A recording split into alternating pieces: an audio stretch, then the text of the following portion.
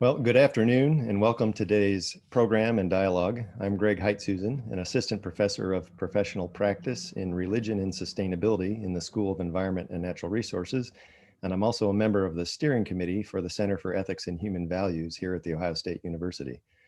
It's my privilege today to introduce our speaker and discussant in what the center hopes might become a series of discussions on social ethics and values that engage different faith communities in Ohio. Our speaker today is Dr. Bill Murphy, professor of moral theology and editor of the Josephinum Journal of Theology at the Pontifical College Josephinum, a Catholic seminary here in Columbus, where he has been since 2006. He previously taught at institutions including the University of Notre Dame and is the current Chester and Margaret Paluk Lecturer in Theology at the University of St. Mary of the Lake, Mundelein Seminary at the Catholic Archdiocese of Chicago, where he recently gave a longer version of this presentation. Dr. Murphy is well known for contributing to and editing a series of works in moral philosophy by Martin Ronheimer, published by the Catholic University of America Press, including The Common Good of Constitutional Democracy, Vital Conflicts in Medical Ethics, The Ethics of Procreation and the Defense of Human Life, and The Perspective of the Acting Person. Our discussant is Dr. Karen Martins, Professor Emerita from Capital University in Nursing. She's a member of the St. Thomas More Newman Center, and she's also an associate of the Dominican Sisters of Peace. She is active in the BREAD organization since her retirement in 2007, and she heads this ministry at the Newman Center and is also on their executive committee. For those of you who aren't familiar with BREAD, the acronym stands for Building Responsibility, Equality, and Dignity. And BREAD has 40 congregations that work together to solve serious problems in Franklin County in order to make lives better. Currently, they have campaigns to increase affordable housing, create jobs, reduce gun violence, extend restorative justice programs in the Columbus school system, and get a municipal identification card. So this diverse array of social issues that BREAD engages, I think, is an exemplar of the wider range of social issues and values that the Center for Ethics and Human Values is interested to explore, including racial equity, poverty, healthcare, prison reform, medical ethics, climate change, and sustainability. I think that today's topic is a fitting one to hopefully spark a larger series of such interconnected issues, because as we know, the political landscape is somewhat fractured in America. So hopefully today's talk and discussion can help us delve into some of the fault lines and potential bridges and possibly even reconstruction projects that can help strengthen social ethics and political culture in America. So Bill, with great anticipation to hear your thoughts to spark our discussion, I'll pass it on to you. Thank you very much, Greg. I'm delighted to be able to share some thoughts in this shortened version of the lecture I gave last week. Some of the main observations that inspired my study include the following. First, that both liberalism and conservatism are in crisis. Second, the surprising degree of harmony that existed between liberalism and Catholic social teaching for the first 3/4 of the last century, before a growing estrangement based on failing to negotiate a way of getting along on culture war issues. And finally, on the need to distinguish between some valuable foundations of conservatism and some of the more radical forms that have emerged. So let me first define social Catholicism. By this, I mean a movement of Catholics working in light of the principles of their social tradition in collaboration with all of goodwill to address the challenges of the times. So as implied in my title, Liberalism, Conservatism, and Social Catholicism for the 21st Century, my thesis is that a broad and new era of social Catholicism offers perhaps the best hope of building a sufficiently broad collaboration to address the existential threat facing humanity and the planet. So the question mark in my title, there's a question mark at the end, it's emphatic. In that there are many obstacles to the realization of a new era of social Catholicism. But given my thesis, I think it's important that we do everything possible to foster such a realignment of Catholics. My presentation is structured into 3 steps. One focused on liberalism, one focused on conservatism, and one focused on the new social Catholicism. In conclusion, the presentation is geared to sketch the outline of what seems to be an ongoing drama of utmost importance, one that includes many rabbit holes that could be gone down. I should also note that I speak as someone who was a registered Republican for about 25 years, both in support of a pro-life perspective, but also because the conservatism of the Reagan years seemed to have answers to some of the main problems of the 1970s. But I later became an independent as the Republican Party came to be dominated by more radical elements. So the first part, the past development, apparent triumph, and present peril of liberalism. The first part of my narrative of the three traditions sketches the story of liberalism understood in the sense of constitutional democratic states and the post-World War II liberal order that was built to foster their peaceful collaboration for the common good. The past development of liberalism is perhaps best understood by starting with the American founding. Besides the Constitution of 1787 that has laid out an ingenious system of competing powers that had proven remarkably durable until the last few years, the prologue to the Declaration of Independence beautifully articulated three of the most noble principles that would come to characterize liberal states. These principles include the self-evident human equality, the inalienable human rights, and that governments derive their powers from the consent of the governed. Because the Constitution of 1787 included compromises that conflicted with those principles, especially the denial of their applicability to the slaves, the story of the development of liberalism includes the efforts of those especially aligned with the Republican Party of Abraham Lincoln to use the power of the federal government to both maintain the Union and expand the applicability of these principles to the emancipated slaves. This was done through the three Reconstruction era constitutional amendments that resulted in what has been called the refounding of American liberalism. The realization of the potential of that refounding would be long delayed, however, by the failure of the post-Civil War Reconstruction in 1877 and by the emergence of the so-called Gilded Age in the next decades. During these decades, the Industrial Revolution transformed the United States, and a social Darwinist philosophy of survival of the fittest created oppressive working conditions for workers, and the government was co-opted by the money of the so-called fat cats who owned the monopolistic industrial trusts. By about 1890, however, the Gilded Age inspired the beginning of 3 decades of progressive reform in which those seeking a more just socioeconomic situation sought, like the Republican Party of Lincoln had done, to employ the power of the federal government to achieve a greater realization of the founding principles. In this case, for those suffering under oppressive working conditions. The main political figure of the progressive era was the Republican president, Theodore Roosevelt, who was frequently portrayed as swinging his big stick against the industrial trusts.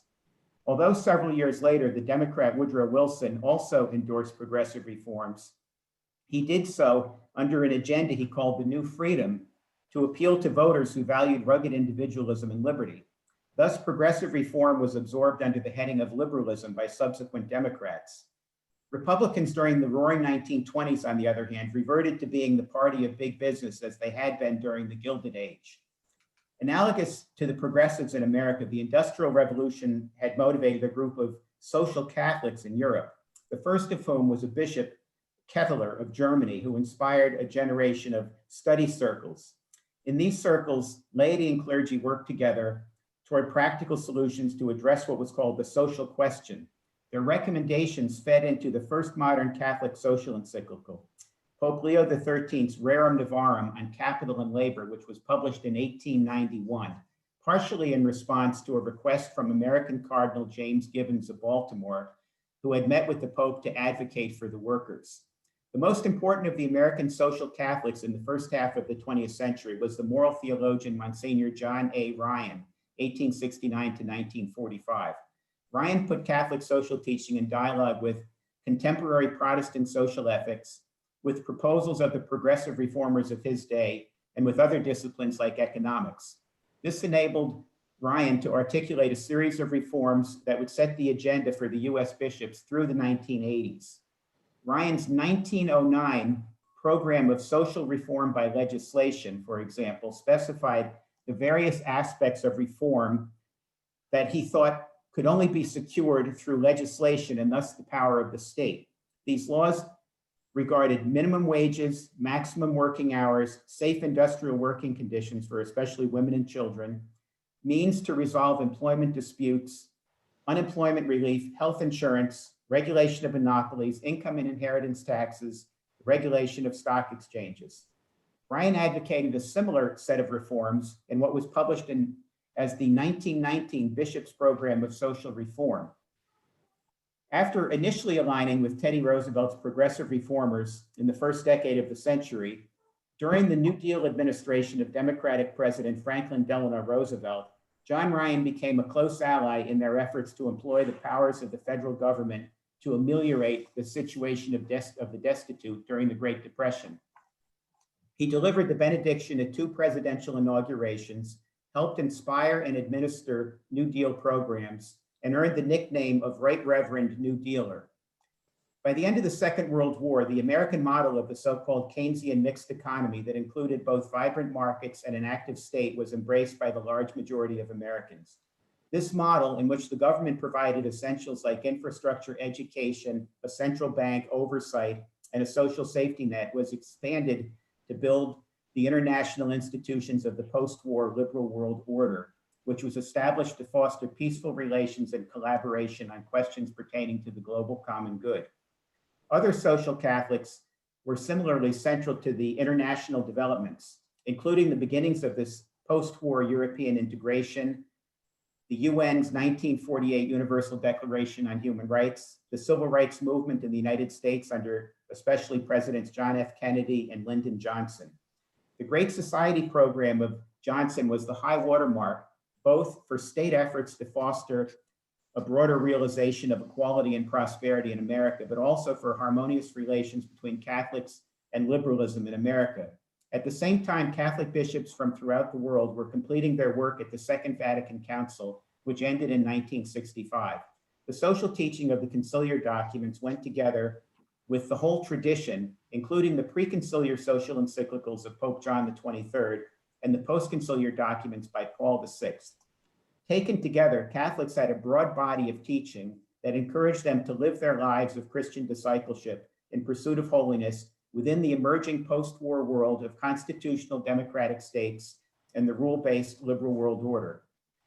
This conciliar era teaching built on the preceding tradition of to increasingly emphasize the need for a non-ideological, non-partisan collaboration for justice, for human rights, for respecting the dignity of every human person, for the common good, including its global dimensions, for the solidarity of the human family, for integral human development, for the pursuit of peace through the promotion of justice and human rights, for the subsidiary distribution of decision-making authority.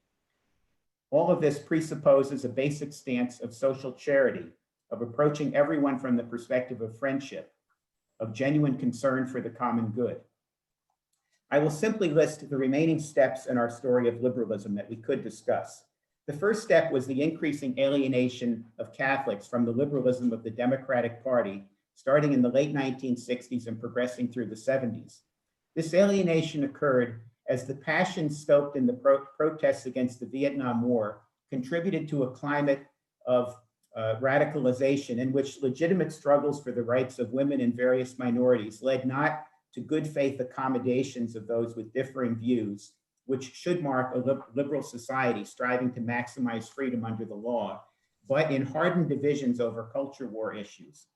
Although it wasn't discussed at the time, it now seems that the logical outcome of such a situation is that the eventual winner would impose their preferences on the other, resulting in either an illiberalism of the left or an illiberalism of the right.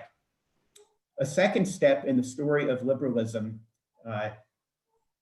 was the apparent global triumph of the more free market, as distinguished from Keynesian mixed economy form of American liberalism following the collapse of Soviet communism in 1989.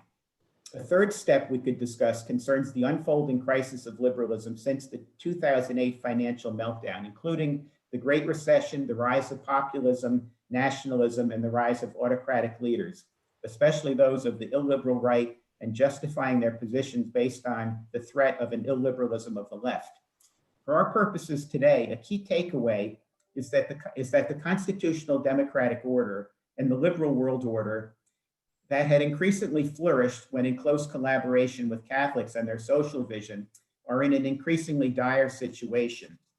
A consideration of the conservative tradition and how Catholics have become aligned with it will help us to understand what a healing of this estrangement might entail. So part 2 is the origins, development, and present crisis of conservatism. This will be shorter. Conservatism is rooted in the desire to retain valued institutions or social conditions. Different forms of conservatism can be distinguished based on what they seek to conserve. Various conservatisms over time have sought to preserve, for example, the so-called ancient regime that existed before the French Revolution, or the British aristocracy, or the privileged social position of property-owning whites in the antebellum American South, or that of white males in post-World War II America. Other conservatives might want to protect or restore what they saw as past eras of healthy and thriving families, neighborhoods, and hometowns. The conservative intellectual tradition is usually traced back to the thought of the Irish-born philosopher and British statesman Edmund Burke, who lived from 1729 to 97. He articulated several insights that appealed to religious believers, including Catholics. These include an appreciation of the sublime or mysterious dimensions of reality, of the communal nature of human existence, of the way reason can be overly pretentious and biased against the past, and of the need to moderate social change to preserve institutions like the family and the church. The most important variety of conservatism for understanding our contemporary situation is that of the era starting with President Ronald Reagan. This so-called fusion conservatism appealed to many in my generation because it seemed to meet the needs of the time. In response to these perceived needs, the conservatism of the Reagan era confidently proposed, 1, a new supply-side economics employing tax cuts and deregulation to boost growth, 2, a military buildup and more assertive stance to rebuke Soviet expansionism, and 3, an alliance of social conservatives to strengthen the social fabric. This alliance was cultivated by operatives like the Catholic William F. Buckley Jr. around venues like his National Review. Buckley helped enhance the credibility of this new conservative coalition by excluding those he saw as extreme, including the caustic atheist Ayn Rand, the conspiracy theorists centered in the John Birch Society, and the white supremacists. Buckley had been stridently critical of conciliar era social teaching since John XXIII's 1961 Mater et Magistra on Christianity and social progress. Regarding it, the National Review published an anonymous editorial entitled Mater si, Magistra no. In other words, although the church was our mother, she wasn't our teacher, especially on social matters. Other operatives included Paul Ryrick, the founder of the Heritage Foundation, who had left post-conciliar Catholicism because its social teaching was too liberal for him. He formed an alliance of Catholics and evangelicals around the issue of abortion, which was originally a Catholic concern within a much broader social vision. By the early 1990s, Father Richard John Newhouse founded the journal First Things, which became a central intellectual venue for religious conservatives of the fusion era, but opposed key aspects of Catholic social teaching in favor of the deregulatory neoliberal economics, in favor of a more aggressive militarism, and including a rabid anti-institutionalism.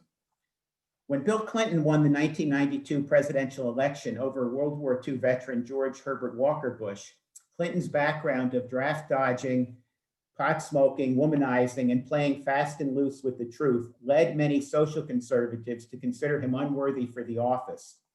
Taking advantage of the Reagan administration's 1987 repeal of the Fairness Doctrine that had regulated broadcasting, conservatives built a resistance against Clinton through an explosion of opinion-oriented talk radio, leading to the emergence of national figures like Rush Limbaugh and to the founding of Fox News in 1999, resulting in a clear divide between red and blue media.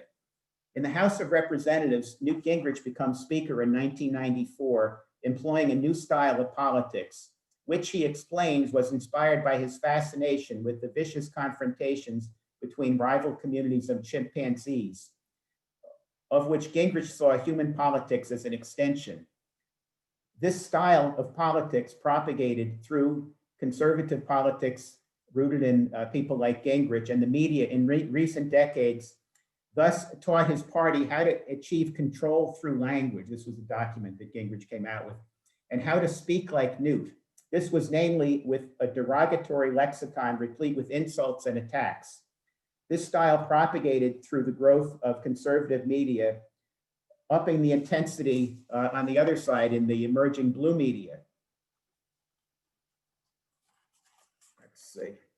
By the 2016 election, many conservatives, and especially their media, were no longer concerned about the character or competence of their candidate, or whether one of the most explicit goals of the administration would be to deconstruct the institutions of American democracy and the liberal world order that are the primary instruments with which to address the challenges of the day, whether the pandemic, the economic crisis, or the climate catastrophe. As the 22 election unfolds, the party that I was a longtime member of is now openly and aggressively trying to suppress the vote around the country, and even threatening to accept the results of an unfavorable election. There are also positive developments we could talk about in contemporary conservatism, like efforts to embrace a more balanced conservative economics at the American compass, or to reweave the social fabric under an initiative of David Brooks of the New York Times through the Aspen Institute, or efforts toward a conservative appreciation of institutions beyond just the family and religious communities, as articulated beautifully by the conservative author Yuval Levin in his new book, A Time to Build. So I think those kind of voices can be part of a fruitful conversation, but some of the more radical forms not. So the conclusion then, a social Catholicism for the 21st century ? I'll simply enumerate what I think are some of the most important points regarding the realization of such a movement. The first point is that recognizing that liberal institutions are under threat from an illiberalism of the right. And in light of that, I'd just like to make it clear that Catholic social teaching recognizes public and international institutions as an integral part of the common good and something to be improved and not deconstructed. The second point I wanted to conclude with is that the primary justification that social conservatives have given, if you look at their main venues for supporting an illiberalism of the right, is if they do not do it, they'll be subjected to a soft totalitarianism of the left involving speech codes, cancel culture, etc. If the current election results in a Democratic victory, a generous accommodation of these more conservatively inclined citizens could help to discredit the fear-mongering that has been so prominent recently. Third, I'd like to say something, third, regarding the bargain that Catholics and other social conservatives have made with the Republicans of sacrificing their principles for the sake of the support for a handful of issues. This bargain, as a number of people have recently written, really threatens to gravely undermine the evangelical witness of the church.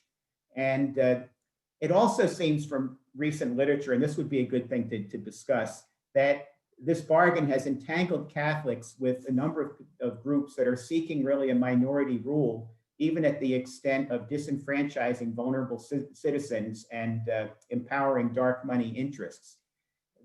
This seems to be well documented in books like Nancy MacLean's Democracy in Chains, Jane Mayer's Dark Money, or Catherine Stewart's Power Brokers. On a more positive note, it is not too late for Catholics to make a major contribution to what is almost certainly the greatest question of justice, human rights, and the common good in human history. That is the existential challenge of global warming, which presupposes robust public and international institutions if it is to be addressed. What is needed is nothing less than to move the world, to borrow a phrase from a recent book by Jeffrey Sachs, whose work I highly recommend in understanding how such challenges can be addressed. Finally, I'd like to close with a reference to two works by Pope Francis. Many of you will have heard of his 2015 encyclical Laudato Si on care for our common home, which calls us to recognize the interconnectedness of the created order, the threats to it, and the need to act accordingly. In recent weeks, Pope Francis has just published another teaching letter called Fratelli Tutti, on fraternity and social friendship. In this, he emphasizes that we will either solve our problems together or we will all suffer the consequences. When we consider the question of how to best approach the social political context in which people are debating whether liberal states and the liberal world order can endure, I think that such principles as fraternity, sorority, social friendship, and solidarity will serve well those who want to be part of the solution. Thank you. Thanks, Bill. And your talk, I think, is equal parts thoughtful exploration of sort of a historical recovery and maybe some parts lament, and also creative reconstruction of a social Catholicism to respond to the politics and issues of our time. So there's a lot to think about here and a lot to explore. I've taken a peek at the participant list, and I know that there's a number of incredibly thoughtful people in the audience who I'm sure will weigh in our discussion.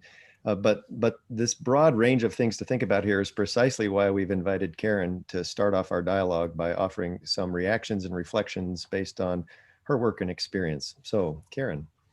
Hey, thanks. It's nice to be with all of you this afternoon. Bill, thanks for providing us with that great overview of our historical backgrounds in both liberalism and conservatism in relationship to Catholicism. And I like your suggestions about building from those roots.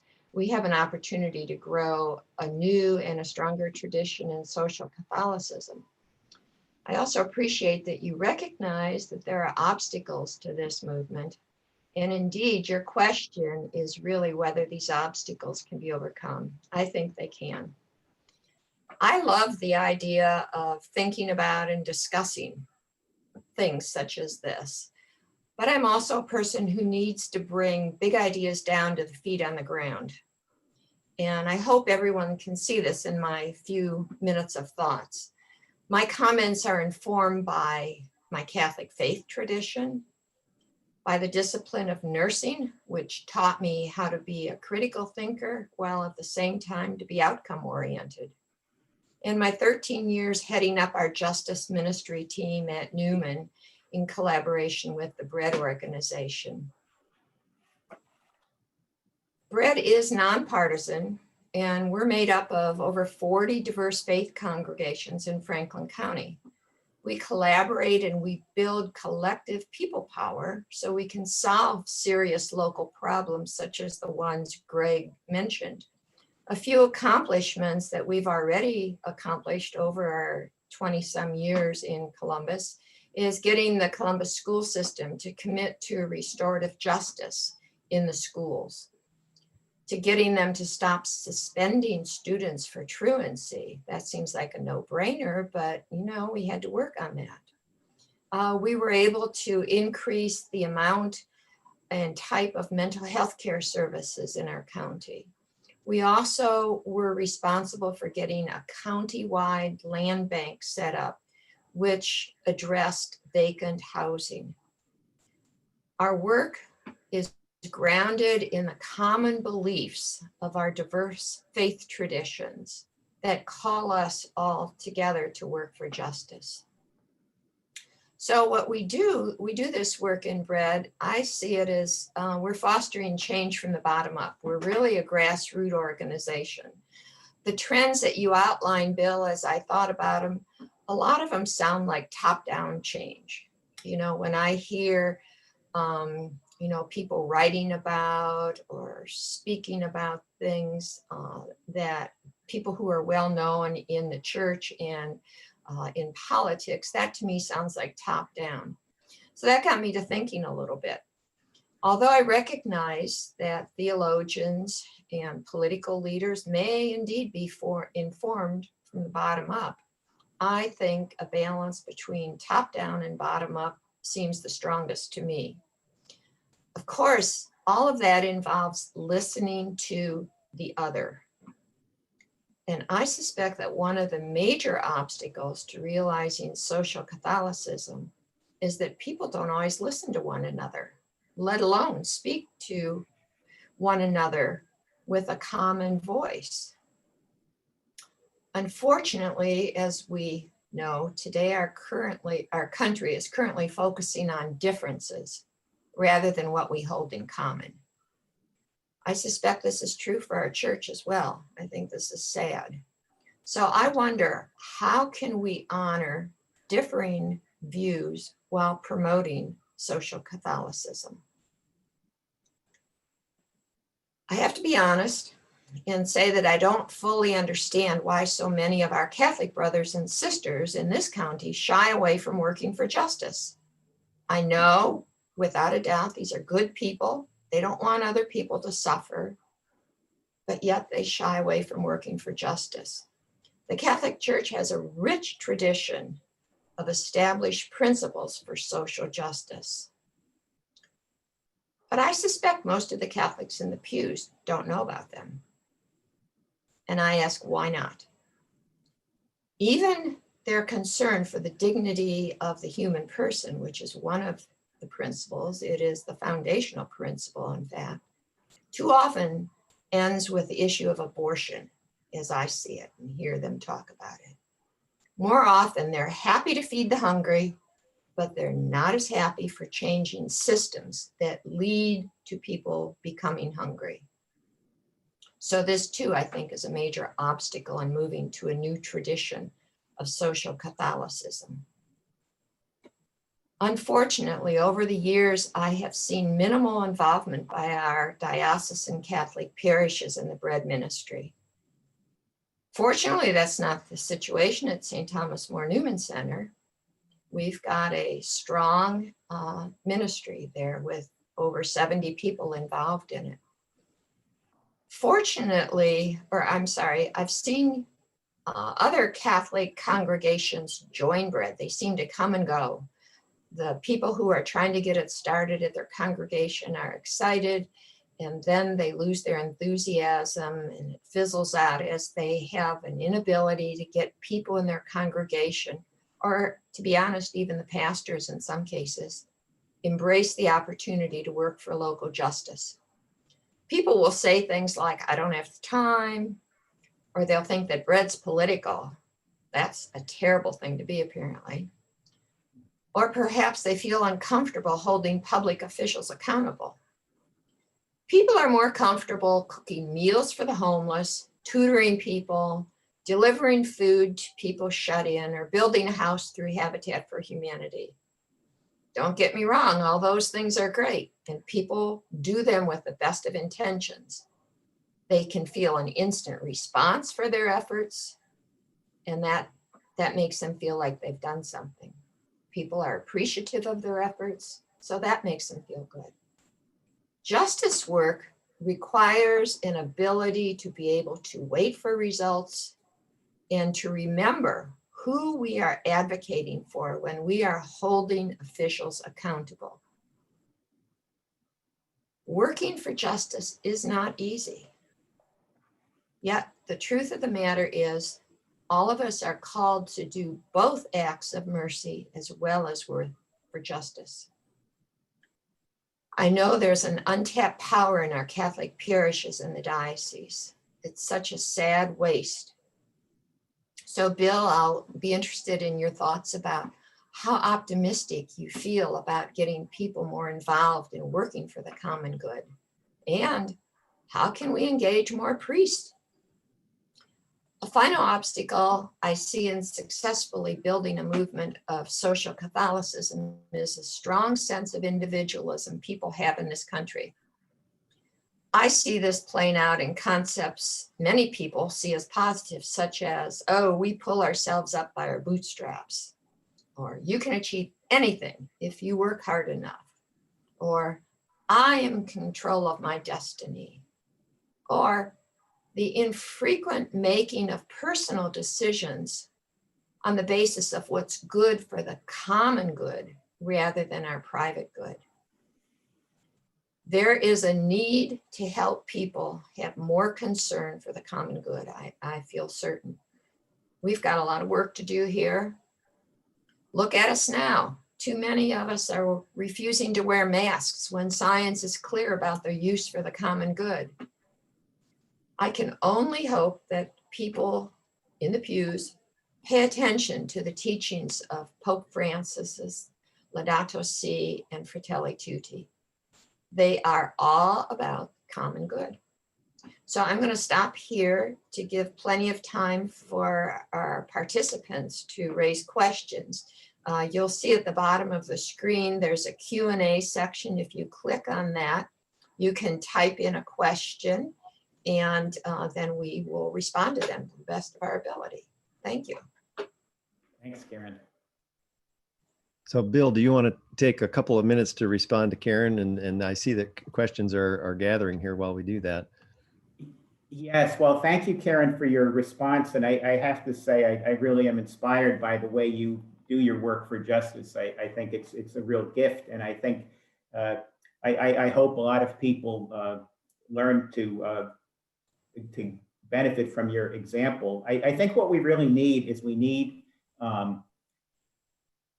clergy, seminarians, we need some people to emerge and to model, a kind of a priesthood that really includes the social dimension of Catholicism, which is integral to Catholicism, and it always has been. And but a lot of what I call the institutional infrastructure in the church, a lot of the clergy and intellectuals have come of age in an era of conservatism that tended to look upon the Catholic social tradition in a very suspicious way, and really wanted very little to do with it, and had a very reduced set understanding of Catholic social teaching. So I think we basically need, most of all, young clergy to come out and really live out that aspect of their ministry, which is integral to it, and to recognize some of the weakness of the limitations of the conservative ideology that has too much shaped the way people understand Catholicism. That's one of the reasons why I took some swipes at conservatism right now and tried to explain how, even though there's merits to it and there's some worthwhile things in conservatism, some of the radical tendencies that have come to dominate are utterly incompatible with Catholicism, and people should want nothing to do with it. And I could unpack that for hours, but it's absolutely true. Yeah. One thing that I've also seen that I did not mention is that people in the pews really respond to what the priest says. Yeah. And so the leadership does have to be on board with it. And I think that comes from the top down, from our bishop. I think the bishop is in a key position to be able to have a strong influence over our congregations. So we can pray for that. So I want to acknowledge that we've got a whole series of questions piling up on us now, and I want to read one. Karen, from Anna Blackman, says, "Thank you both so much for your fascinating insights." Karen, I really resonate with your insights into how many Catholics just don't know about Catholic social teaching. This is something I've been thinking about a lot when it comes to teaching my students who are becoming Catholic school teachers, and how this really needs to be spread throughout the church more widely. Do you have any thoughts about how we can best reach out to people and educate more of the laity about Catholic social teaching and care about the common good? Thanks, Anna. You're in a key position, I think, to have an influence with your students. So that's an important thing there. One of the things that we did at Newman, which was well received, but I wish more people would have partaken of it, was we had a series of what we called the evenings of discussion and reflection about the Catholic social teachings. And we did 7 of them, one for each of, well, the list, if you look at the list, as 7 of them, they're configured in different ways. But so we would have a speaker, and we'd have opportunity for people to talk with one another at their small tables about this. And we had great speakers, and they loved the speakers. And I should say, but the thing that people loved equally well was being able to discuss these things with the people that they know, and to tackle these challenging topics. So I'm a firm believer in, we grow this by community, and we grow it by caring about one another, not just with an outcome for working on social justice, but a true outcome of caring for one another. And that will lead to such things as working for social justice. I don't know if that helps or not, but Bill, maybe you have any thoughts on that? Well, I would say that I become more and more convinced over time that the primary path out of the kind of the some dark years for the church in the United States is to regain its sort of other wing. They have this image of the church having two wings. Well, one of the wings that we haven't been using is our social teaching, and I think that really embracing that and cultivating that in the parish, especially in an era when a lot more people are suffering financial needs and other situations. I think that is the path for the church to regain its feet. When it was on that trajectory for the first 3/4 of the 20th century, the church grew, quite rapidly, and I think that was integral to it, because previously in the Industrial Revolution, the church was losing all of the working classes in Europe and in the United States until, it really started to get behind them and support them with support for unions and basically saying that the government needed to address some of the systemic injustices. So there's an argument to be made that when the church has done well in recent centuries, it's when it's been attentive to the social issues, and when it's fallen into into disrepair, it's been because we've been neglecting that. Prosperous times can be a little bit dangerous for the church in some ways, and during the Roaring '20s, John Ryan didn't have much to do. Monsignor John Ryan, when the '30s came around, everybody wanted him, and he was in the center of things because he'd been working on these problems for a long time.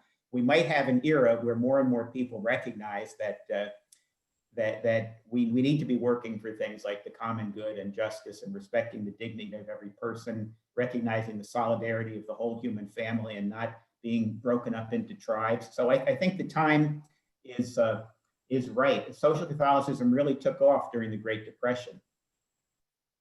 This raises there's a series of questions here from our participants around one of the most important social issues of our time, and that's racial equity and the racial divide. And one question said, should the Catholic Church support racial justice movements like Black Lives Matter? Yes or no, and why? Marilyn Matt asks, how can the U.S. Catholic Church build on the justice work modeled by Georgetown University and other Catholic organizations with respect to acknowledging complicity in slavery and creating mechanisms of reparations to the descendants of enslaved Black people? And then as a related question, Reverend Dr. Jack Sullivan, who's the Executive Director of the Ohio Council of Churches, is asking, Dr. Murphy, thank you for your presentation. I'd be interested in your comments on racial reckoning and the American conservative movement and the Catholic Church. How can the church have a credible conversation about the future with an honest presentation on the multi-generational impact of systemic racism and white supremacist thought and action on American institutions of life, including that of the church? So those are great questions regarding any to the extent that a movement is working for justice for people who have been oppressed. The Catholic Church should support it. I don't know if everything anybody's ever done in the Black Lives Matter movement is something we'd want to support, but the basic thrust of working for justice for Black people should be absolutely central to what the church is about.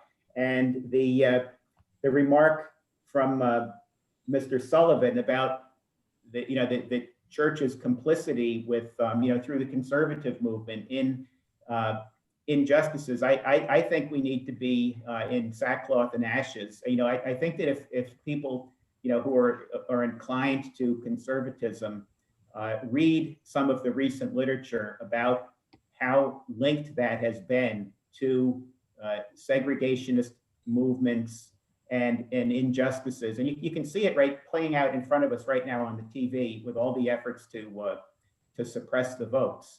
I mean, the Catholic Church needs to step back away from all the dysfunctions within the conservatism, and even I think that there are some worthwhile things in the conservative movement that I pointed out, but there's a lot that the Catholic Church should explicitly renounce. So I would say, how do we get people in these camps to be willing to learn and explore? I think people are so entrenched in their own ideas that too often they're not willing to read something that seems at face value to be contrary to their opinion. Well, I think that maybe venues like we have here can explore some of those questions. I'd be happy to explore some of them. I think that it would be, I'm pretty, I'm very critical of contemporary conservatism right now and strands of it that are associated with segregationism. And the longer versions of my paper get into some detail on that. Let me just give an anecdote. A cousin of mine who lived most of her life up in the northern part of the state lives down this direction now, we saw last week, and she mentioned that she's taking a course on how not to be a racist. And she was telling me things, I didn't know this, I didn't know that. So I suspect there's a lot of things that simple education and exposing people to ideas and knowledge that they don't know. And I think also, how can we get people to become friends with and get to know people different than themselves? We live in very segregated neighborhoods, like it or not. And I don't think that's healthy for us either. That's one of the nice things about bread, by the way, because when we work together, we work across racial and economic lines and learn that we have far more in common than we do have in difference. Yeah, I was going to add that one of the things that seems to bring people together is literally working together, getting our hands dirty. And there always seems to be the liability of, when we talk about our ideas, sometimes we can have clashing ideologies. And I think what happens these days is often people talk past each other, not even attempting to understand where they're coming from. That's been one of the encouraging things about the series of discussions and webinars that the Center for Ethics and Human Values has been trying to encourage at Ohio State, is capitalizing on the fact that a university should be one of the quintessential places where we can come together and try to have a reasonable dialogue where we listen to all sides. So I'm really pleased to see this happening. And I hope that there is more demand for this kind of conversation around these important social ethics topics. And I think we can pick up on this. Some of the questions that we have here about some of these other particular issues, those could be a whole topic unto themselves where we could have another webinar about that. So I'd encourage people to stay in touch after this to continue some of these conversations. But let me pick up on some other questions that have come in. Jerry, and this is something I think that we all are aware of. Bill, you mentioned the influence of the media and the sort of the contentious back and forth media. Jerry Freewalt says, it seems that news and social media today influences a Catholic's political perspective quite possibly more than any formation in a Catholic setting these days, and more so than in the past. Do you agree with this? And how do you think the church can better teach not just the youth, but adults in the social teachings to make a meaningful impact? The first part of that, thanks for the question, Jerry. The first part of that is easy. I mean, I think that, the kind of the ecosystem, the media ecosystem that one tends to live in really shapes us quite a bit. And, it's quite striking if you look at even some of the main Catholic media like EWTN. If you look at, you have lead hosts like Raymond Arroyo, who fills in for the most strident opinion hosts on Fox News and is frequently on there. That has a big influence on a lot of Catholics. If it looks like the Catholic network is aligned with the most strident of voices who are militating against an authentic Christian view of living in charity and working for the good of the other and respecting the dignity of every human person. So that's a big issue. Was the second part of it about how we get past the problem? Is that? Yeah, do you agree? And how do you think the church can better teach not just youth, but adults in social teachings to make a meaningful impact? I think we have to figure out how to be creative and experiment and try to find ways to do that. I think that identifying the problem and addressing it head on rather than trying to pretend it doesn't exist is something that the church should do. And there's a lot of education one could do about matters like the neurobiological foundations for us them kind of thinking or acting according to the lizard brain. I don't know if any of you have seen any of that, but there's a way in which demagogues throughout history have known that you can appeal to people's anger and their fear, and you can stop the functioning of their brains, so they'll be willing to tolerate a tsunami of disinformation and lies, because you're basically appealing to anger and hatred and such things, and a lot of media does that, and the church has to get out in front of that.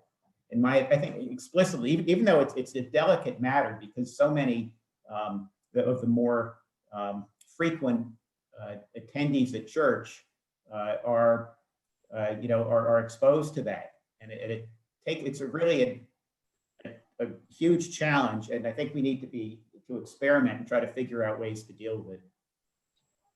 Bill, I would just only add, there's a lot of fear that is being promoted too. So I think that too is of serious concern.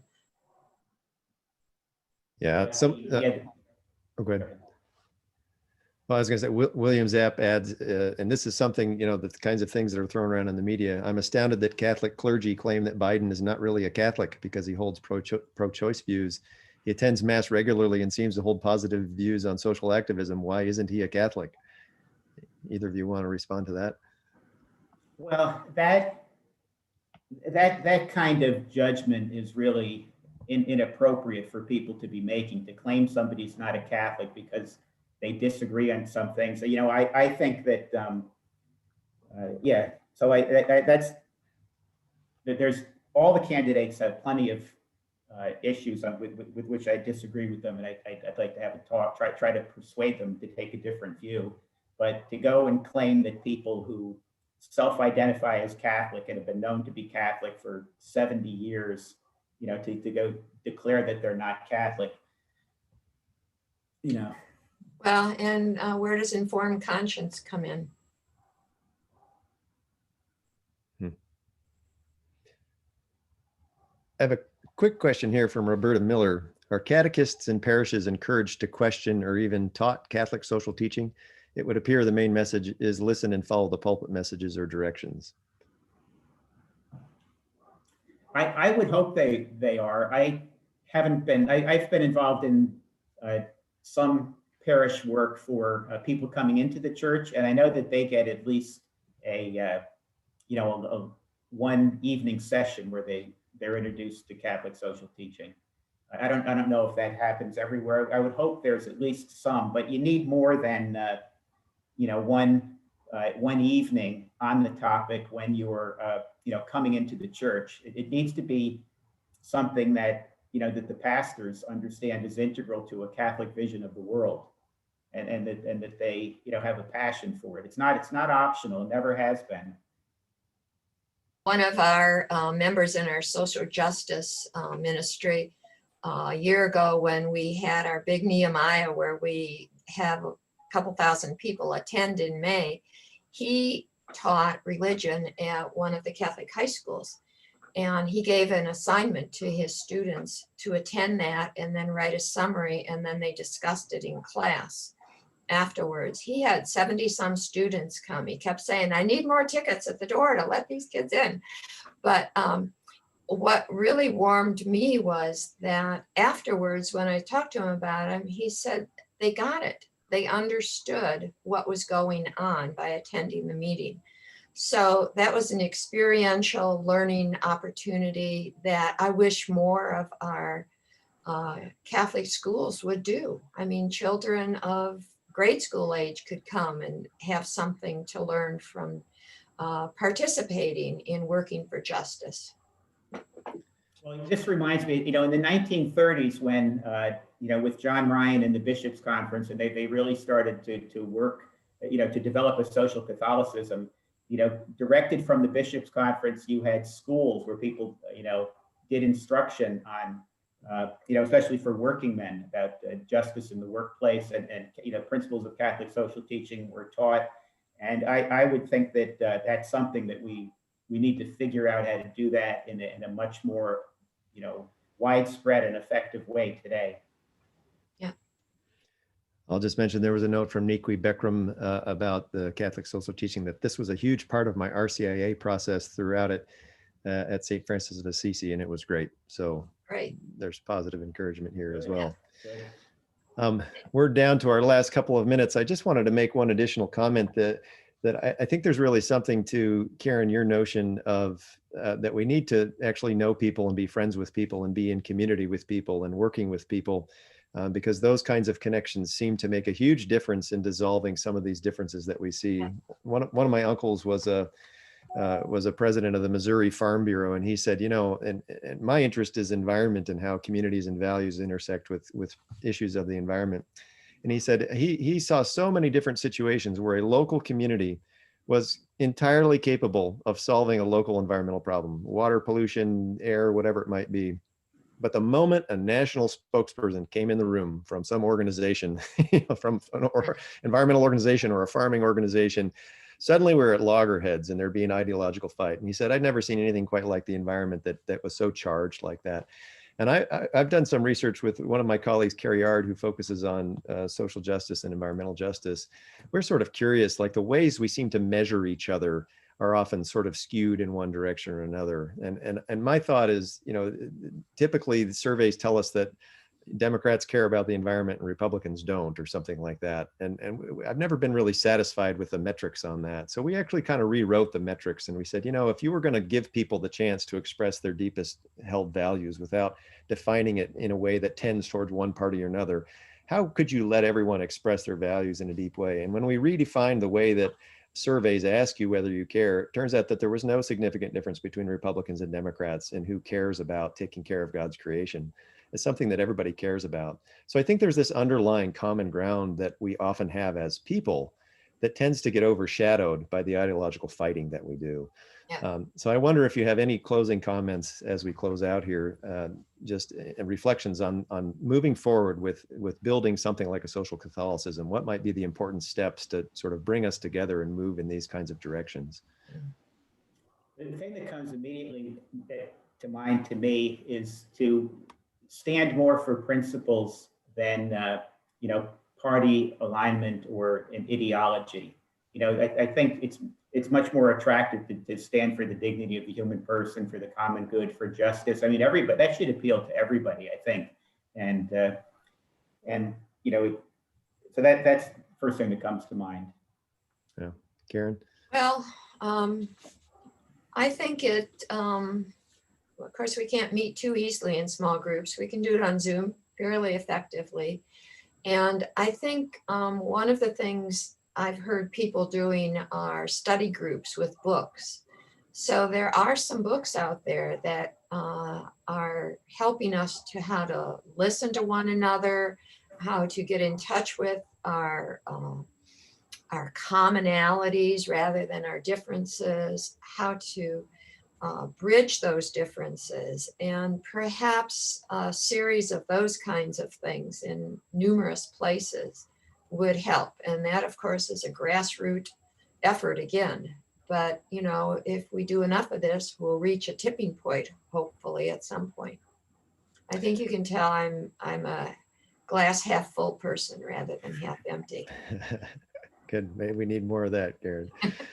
Well, thank you both for very stimulating presentations and dialogue and discussion. Thanks to all in our audience who submitted questions. And there were more questions that I could get to here. So if you were someone who submitted a question that we didn't have time to get to, please feel free to follow up with email or whatever other form you'd like to.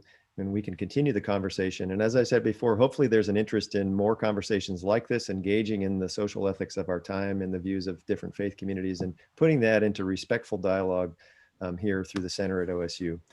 So thanks to everyone. Have a great rest of your day and take care. Thanks, Greg. Thanks, Karen. Thanks, Greg. Good to see you, Bill. Likewise.